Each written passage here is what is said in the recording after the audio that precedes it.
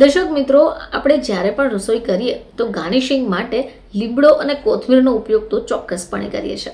હવે આપણે રસોઈમાં લીમડો અને કોથમીર નાખવાથી સુગંધ તો વધે જ છે, સાથે સ્વાદ પણ વધી જાય છે.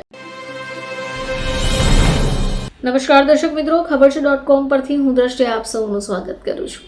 દર્શક મિત્રો, આપણે જ્યારે પણ રસોઈ કરીએ તો ગાર્નિશિંગ માટે લીમડો અને કોથમીરનો ઉપયોગ તો ચોક્કસપણે કરીએ છીએ. હવે આપણે રસોઈમાં લીમડો અને કોથમીર નાખવાથી સુગંધ તો વધે જ છે, સાથે સ્વાદ પણ વધી જાય છે. પરંતુ મિત્રો, શું તમે જાણો છો કે તમે આજે કોથમીર એડ કરી રહ્યા છો એ કોથમીરને તમારે ક્યારે એડ કરવી જોઈએ? કહેવાનો અર્થ એ છે કે જ્યારે તમે ભોજન બનાવી દો છો ત્યારે કોથમીર નાખવી જોઈએ કે પછી જ્યારે તમે એને પીરસો છો ત્યારે ઉપરથી સર્વ કરવી જોઈએ? તો કોથમીર હેલ્થ માટે અનેક રીતે ગુણકારી છે. હવે આ કોથમીરથી રસોઈનો સ્વાદ પણ વધે છે. આના સિવાય કોથમીર તમારી ત્વચાને લગતી સમસ્યાને પણ દૂર કરે છે. આ કોથમીરના પાનો તમારું પાચન તંત્ર સુધારવાનું પણ કામ કરશે, ડાયજેસ્ટિવ સિસ્ટમ પણ સારી કરશે. બહુ ઓછા લોકો જાણે છે કે કોથમીર રસોઈમાં ક્યારે નાખવી જોઈએ. ચાલો આજે આપણે સાચી રીત જાણી લઈએ. મિત્રો, તમે જ્યારે શાક બનાવો ત્યારે તરત કોથમીર નાખો. હવે આના પાછળનું બે કારણ છે. પહેલું એ કે તમે શાક બનાવ્યા પછી તરત જો કોથમીર એડ કરો છો તો શાકનો સ્વાદ કોથમીર અવશોષિત કરશે અને સ્મેલ પણ સારી આવશે. હવે આને માટે તમારે કોથમીરને ઝીણી સમારવી પડશે. ત્યારબાદ શાકને એડ કરી દો. બાદમાં જ કોથમીર મિક્સ કરો અને પછી ઢાંકીને શાકને થવા દો. જો આમ કરો છો તેનાથી ટેસ્ટ સારો આવશે અને હેલ્થ પણ સારી રહેશે. હવે આ સિવાય પીરસતા પહેલા વાનગીઓમાં કોથમીરને મિક્સ કરી શકાય.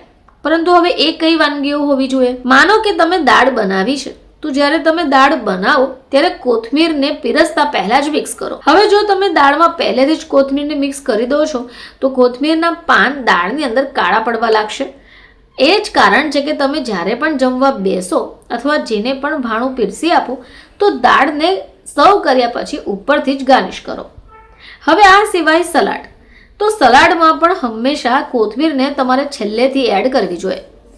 જ્યારે તમે સૂપ બનાવો ત્યારે તેમાં પણ લાસ્ટમાં જ એટલે કે પીરસતી વખતે કોથમીરને એડ કરો.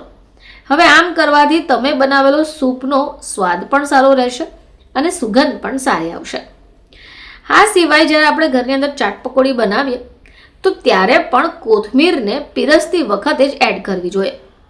પીરસતી વખતે ચાટ પકોડામાં કોથમીરને મિક્સ કરશો તો ચોક્કસપણે સ્વાદ પણ સારો આવશે અને ગાર્નિશિંગ માટે પણ બેસ્ટ છે. હવે ઘણા બધા લોકો પાલક અને રીંગણનું શાક બનાવતા હોય છે તો એમાં પણ આ કોથમીર એડ કરે છે. પરંતુ દર્શક મિત્રો, જ્યારે પણ તમે પાલકનું અને રીંગણનું શાક બનાવો તો એમાં કોથમીરને એડ નહીં કરો. આ શાકમાં તમે કોથમીર મિક્સ કરો છો તેનો કોઈ મતલબ જ નથી. આ શાકની અંદર સ્વાદ લાવવા માટે તમે ધાણા પાવડરનો ઉપયોગ કરી શકો. તો દર્શક મિત્રો, ઘણા બધા લોકો કોથમીરને ઉપયોગમાં તો લે છે પરંતુ તેઓને જાણ હોતી જ નથી કે કોથમીરનો ઉપયોગ ક્યારે કરી શકાય. ફરીથી તમારી સમક્ષ હાજર થઈશું. ત્યાં સુધી જોતા રહેજો ખબર છે .com.